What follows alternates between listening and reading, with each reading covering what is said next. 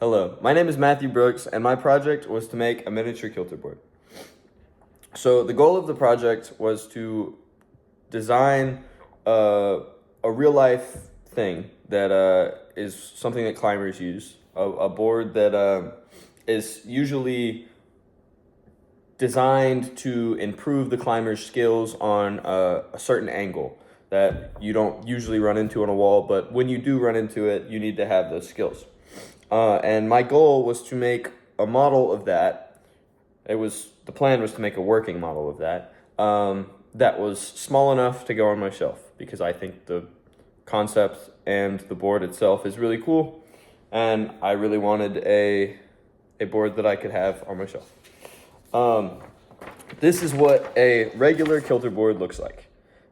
So you would have your climber on the wall at the angle, and you can control using this button here on this side. You can control the angle of the wall by moving it up and down.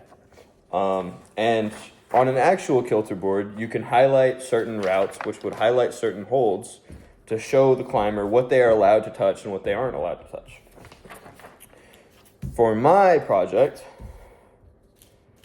my goal was to design something very similar, except from the very start of my project, when I started to plan out how I was going to do this, I realized that I was going to run into some troubles with the hydraulics. I couldn't find hydraulics small enough or cheap enough.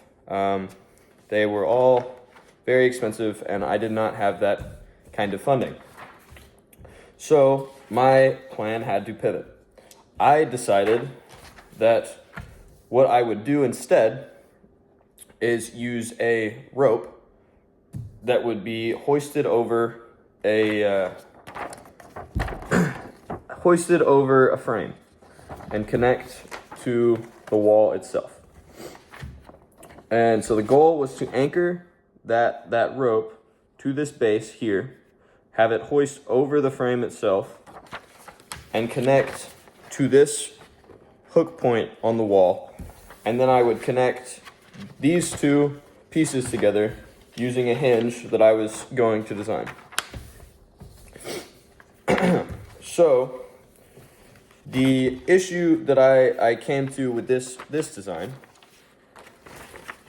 was that this printing, this tall and this long, it was not only going to be very inefficient and weak, and it was going to take a lot of time to print another one of these if something went wrong, but also I could not figure out how to make this hinge printable in one piece or to work the way that I wanted it to. So I once again had to pivot. And from that point, I pivoted to making this.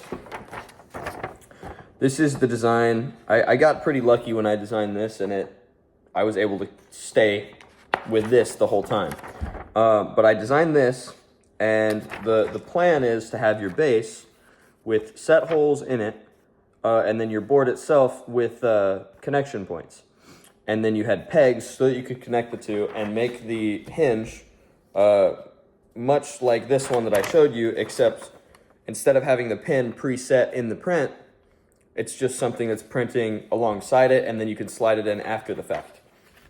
Makes everything a lot more simpler, because if something were to go wrong with any parts of these prints, I can spread it out and then print just a single part of that. I actually had to print an extra peg that I will show you later.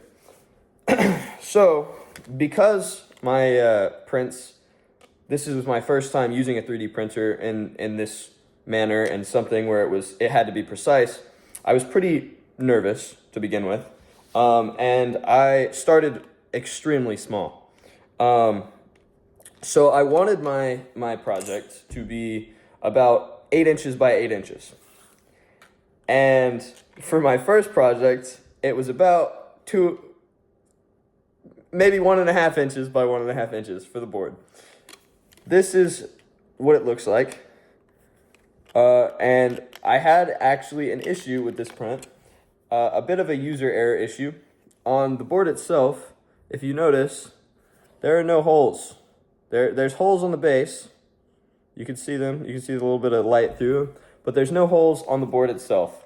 So my pegs that I printed out could not go through and make the connection between these to make this have an actual hinge motion.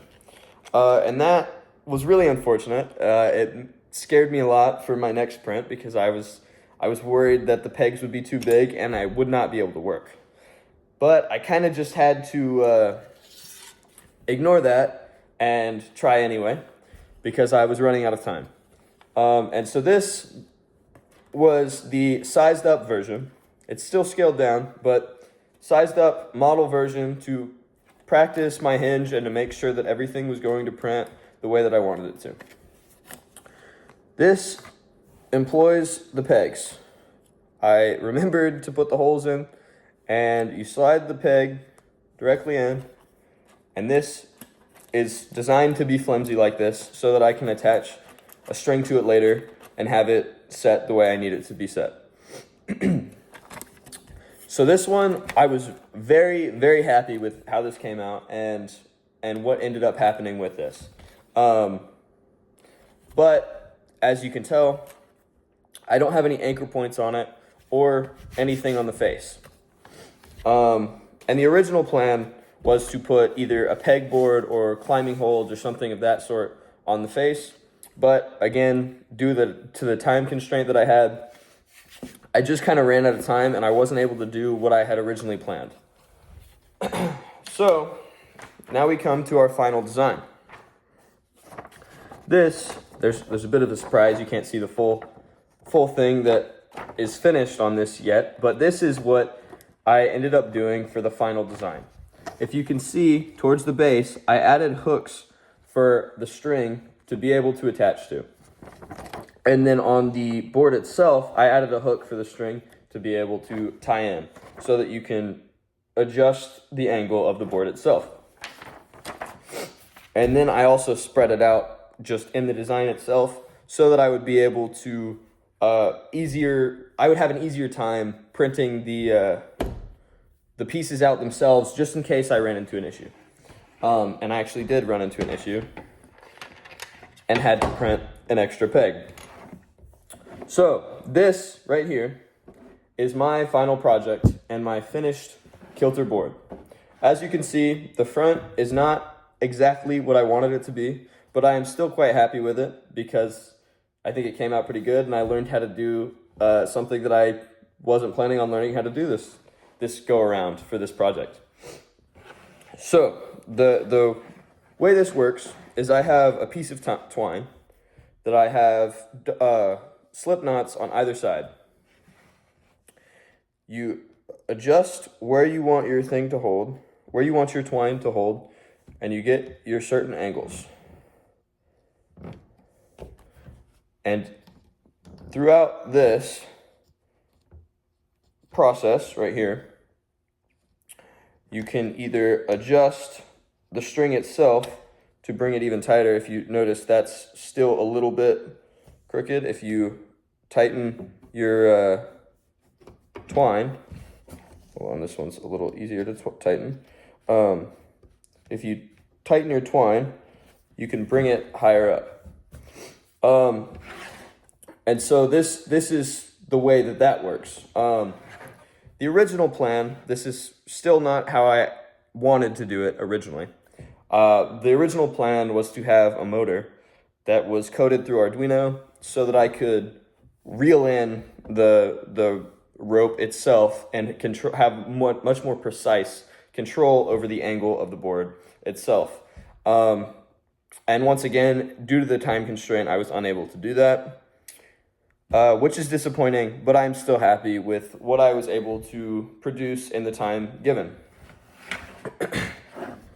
This process right here on the front to make the words stick out is called embossing. I learned how to do this using ChatGPT. I had it explain how to use most of the things that I ended up doing. ChatGPT was a big help throughout this entire process. The ideas for the stationary line with the hooks to adjust the angle was thanks to ChatGPT. The working script for this video that I've been somewhat reading off of was also thanks to ChatGPT.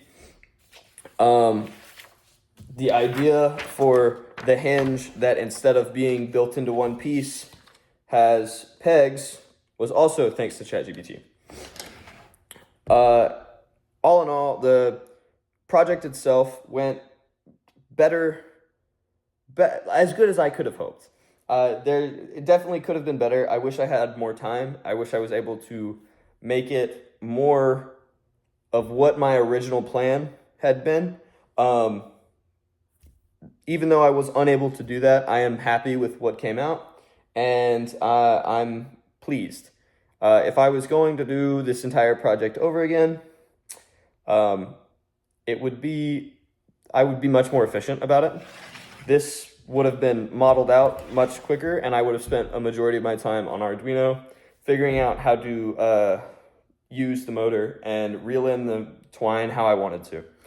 But I was unable to do that, and that is okay.